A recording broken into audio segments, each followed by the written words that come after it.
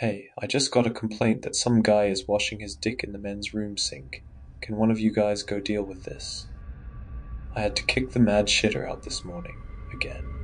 I groaned, then picked my radio up to answer. All right, Connor, but did the mad shitter try to kiss you again this time?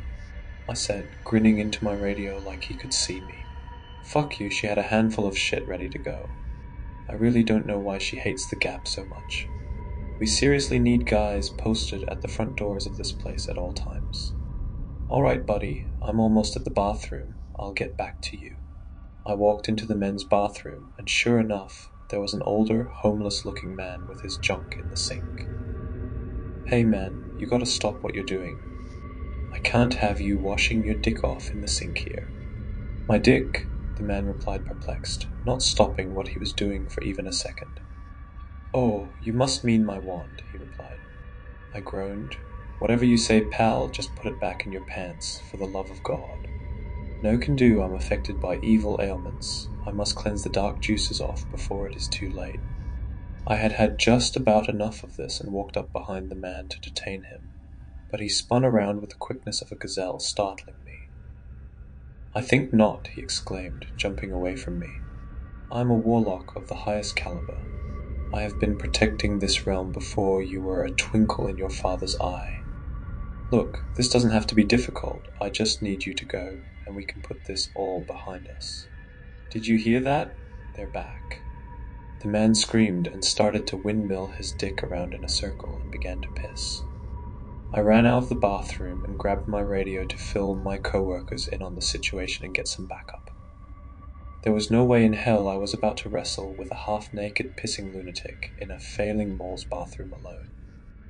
A few minutes later, I finally saw Connor and my other coworker, Jeff, strolling down the hallway to the washrooms.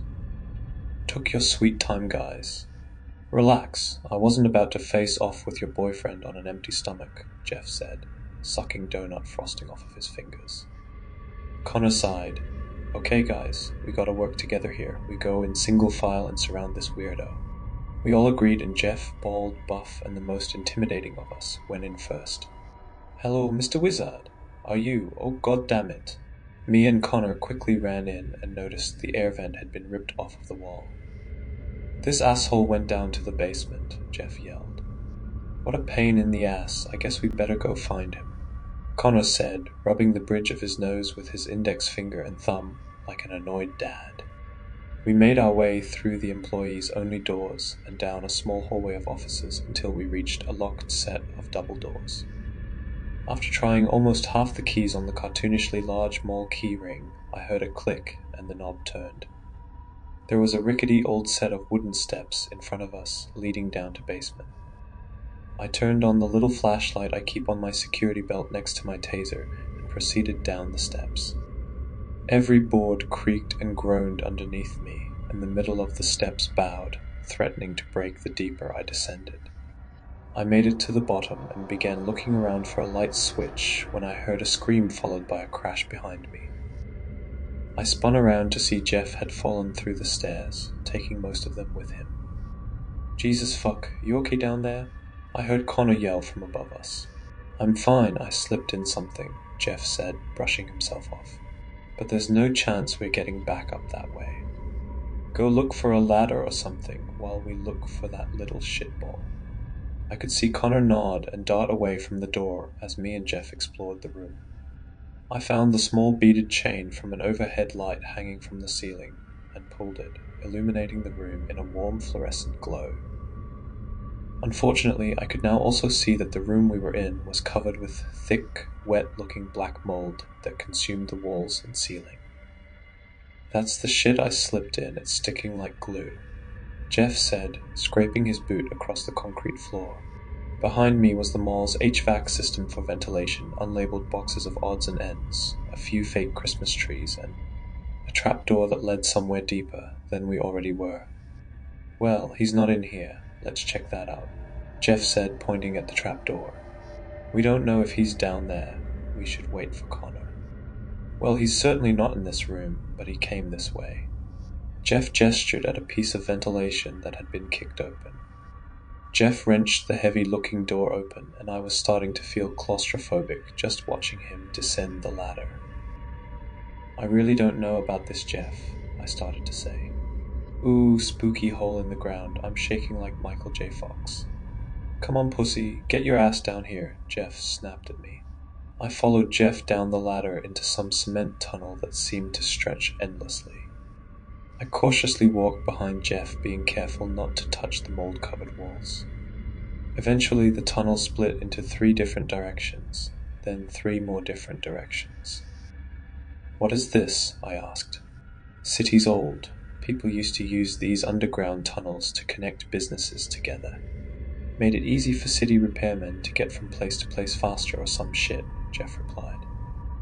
That's when I noticed the mold Jeff had slipped in had made its way from his boot all the way up his leg. "Jeff, your leg," I started to say, but the words caught in my throat. Jeff tried brushing it off with his hands, but it clung to them and began rapidly spreading up his massive arms onto his face. "What the foo?" Jeff couldn't even finish his sentence before his mouth began filling up with that black slime. He made some awful gurgling noises, and I saw the black shit streaming out of his tear ducts as he clawed at his face before collapsing onto the ground. "Jeff, Jeff," I yelled. I wanted to shake him, but I didn't want that shit getting on me too. Then I heard a voice from behind me. "I see it got your friend." I just about jumped out of my skin. I shined my flashlight up to see the homeless man from the bathroom walking toward me. "I warned you about the sinister things," he screamed, running up to Jeff and blocking my view of him. "What is this shit? What do you know?" "It's from hell, it's from space. It's from the 6th dimension." The man began rambling nonsense off at a machine gun's pace. I was so distracted, I didn't even notice Jeff slowly getting to his feet until his huge hands clamped over the hobo's mouth. He slid his hands into the tramp's mouth, one on the bottom jaw and the other on the top, and slowly began pulling them apart. I watched the man's flesh tearing away and heard a snap, as his jaw broke. Then Jeff completely ripped the top portion of the man's head off, leaving only the bottom jaw attached to his neck. Jeff's eyes were completely black and the mold was flowing out of his mouth and nose like a faucet. Then he slowly began to grin at me. I screamed and ran, trying desperately to retrace my steps, all while Jeff thundered after me. Eventually I found the ladder and climbed it back into the basement. I struggled to close the heavy steel door, but I got a surge of adrenaline as I heard footsteps climbing the metal rings of the ladder and slammed it shut behind me. I stacked some heavy boxes on top of the door, but I can still hear Jeff punching at it. I don't know when, but at some point I got some of that mold on myself too. If I don't move, it seems to slow down the spread of it, but it's still slowly making its way up my body. I hope Connor gets back soon. I've been yelling, but nobody's even come to check. If he takes too long, I'm afraid of what might happen to him. What I might do to him.